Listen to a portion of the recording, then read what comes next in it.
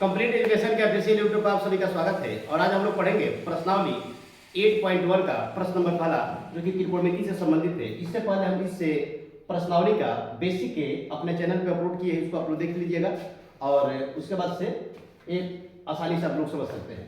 पहला प्रश्न कह रहा है कि त्रिभुज एबीसी में जिसका कोण बी समकोण है।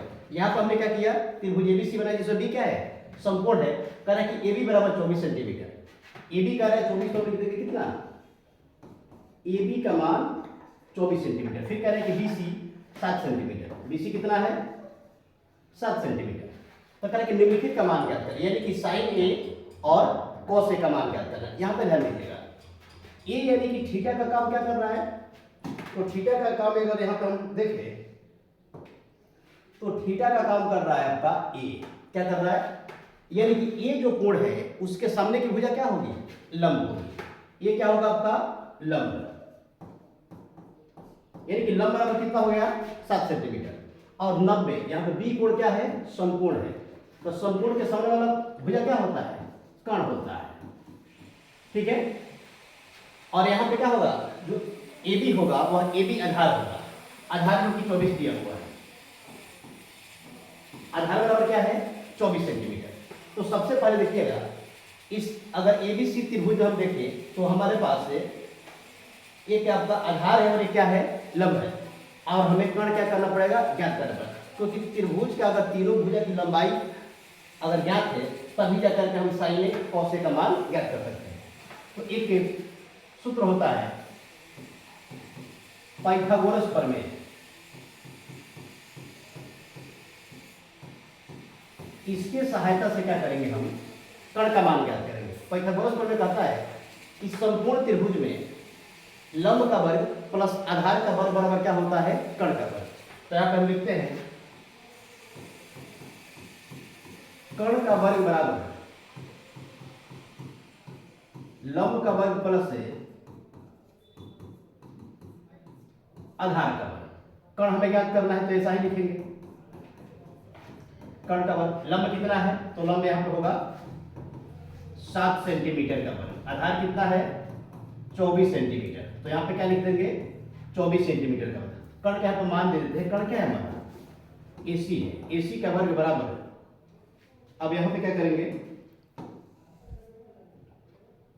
7 का वर्ग, तो 7 का वर्ग कितना होगा, 49 सेंटीमीटर स्क्वायर प्लस 24 का वर्ग।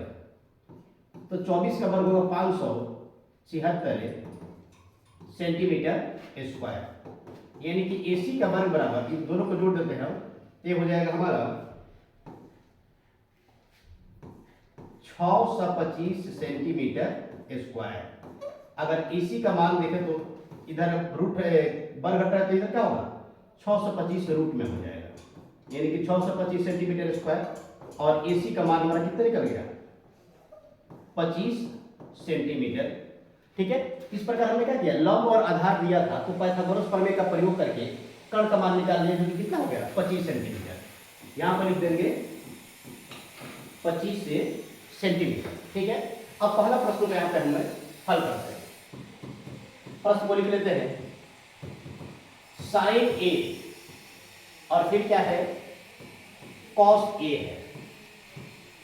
तो आप लोगों को पता होगा कि साइन थीटा बराबर क्या होता है, साइन थीटा बराबर होता है आपका लंब बटा कर्ण। यानी कि यहां पे लिखेंगे हम लंब और बटा में क्या हो जाएगा आपका कर्ण होगा। ठीक है। फिर इसके कॉस के लिए भी लिख देते हैं, कॉस थीटा बराबर क्या होता है, कॉस थीटा बराबर होता है आधार बटा कर्ण। ठीक है। अब देखिएगा लंब यहां पे क्या है, तो लंब यहां पे देख सकते हैं आप लोग 7 सेंटीमीटर। कितना है, तो लिखेंगे 7 सेंटीमीटर। और कर्ण कितना है, अभी निकाले यहाँ पे, AC का मान 25 सेंटीमीटर। ठीक है। कॉस का मान निकालना है तो आधार कितना है, आधार है हमारा 24 सेंटीमीटर और कर्ण क्या होगा 25 सेंटीमीटर। अब यहां से सेंटीमीटर सेंटीमीटर कट जाएगा, यानी कि 7 बट्टा क्या बच गया, 7 बट्टा हो जाएगा आपका 25 और फिर ये हो जाएगा आपका 24 बट्टा 25। यानी कि साइन ए का मान निकल के आया 7/25 और कॉस ए का मान निकल के आया आपका 24/25। इस प्रकार हमने क्या किया, इस प्रश्न को आसानी से हल कर दिया। अब इसके बाद से इसी में दूसरा प्रश्न है,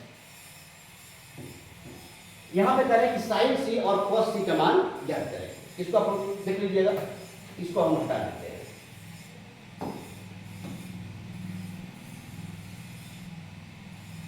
ठीक है, अब क्या देखेंगे, साइन सी और कॉस सी का मान देखेंगे। यहां पे ध्यान दीजिएगा, एंगल बदल रहा है। पहले हम प्रश्न को लिख लेते हैं, साइन सी और फिर क्या, कॉस सी। इसको हल करना है। पहले देखिएगा, पहले थीटा का काम क्या करता था, ए करता था, यानी कि ए जो यहाँ पे एंगल दिया हुआ है ये क्या करता था, हमारा थीटा का काम करता था। लेकिन यहाँ पे अब क्या है, ए के जगह पे सी हो गया है, यानी कि अब क्या होगा, लंब और आधार क्या होगा, बदलेगा। ठीक है, अभी हम आप लोग को बताएं कि थीटा के सामने का भुजा क्या होता है, थीटा का सामने का जो भुजा होगा वो होगा आपका लंब होगा। तो यहाँ पे अब सी क्या है, सी जो कोण है वह थीटा का काम कर रहा है, तो थीटा का सामने का भुजा क्या हो गया, लंब हो गया। यानी कि अब हमारा लंब जो काम करेगा, लंब का जो लंबाई होगा वह 24 सेंटीमीटर, और इसके बाद से ये क्या होगा आपका, ये हो जाएगा हमारा आधार। आधार क्या रहेगा, 7 सेंटीमीटर रहेगा, और कर्ण में कोई परिवर्तन नहीं होता है। फिर से एक बार सुनिएगा, थीटा का सामने का भुजा क्या होगा, लंब, जो कि 24 सेंटीमीटर हो गया, और बी के सामने जो संपूर्ण होता है उसके सामने का भुजा क्या होता है, कर्ण होता है, और जो बचेगा क्या हो जाएगा आपका आधार होगा। ठीक है, तो यहाँ पे लंब हो गया, आधार हो गया और कर्ण हो गया। इसी के साथ क्या करेंगे हम, साइन सी और कॉस सी का मान ज्ञात करेंगे। तो साइन सी बराबर क्या होगा, यानी कि साइन थीटा बराबर लंब बटा कर्ण होता है। लंब का मान क्या है, लंब हो गया हमारा ए बी, और कर्ण क्या है, तो कर्ण है हमारा ए सी। कॉस सी में देखिएगा, कॉस सी बराबर, कॉस थीटा बराबर क्या होता है, आधार बटा कर्ण, यानी कि आधार क्या है, बीसी है, और कर्ण क्या होगा, कर्ण होगा हमारा ए सी। अब ए बी का मान देखिएगा, तो ए बी का मान क्या है, 24 सेंटीमीटर लिखेंगे यहाँ पे, और ए सी क्या है, ए सी हो जाएगा 25 सेंटीमीटर। ठीक है, उसके बाद से बी सी का लंबाई कितना है, 7 सेंटीमीटर, और ए सी क्या हो जाएगा आपका 25 सेंटीमीटर। सेंटीमीटर सेंटीमीटर कटेगा, ये हो गया हमारा 24/25 साइन सी का मान, और कोस सी का मान होगा 7/25। इस प्रकार हमने क्या किया, इन दोनों प्रश्नों को आसानी से हल कर लिया। इस प्रकार आप लोग इस वीडियो को देख करके और आसानी से इस प्रश्न को हल कर सकते हैं। इसी तरीके के अन्य प्रश्नों को हल करने के लिए बस आप हमारे साथ एक बार जुड़ के देखिए, आपको मुड़ के देखना नहीं पड़ेगा। धन्यवाद।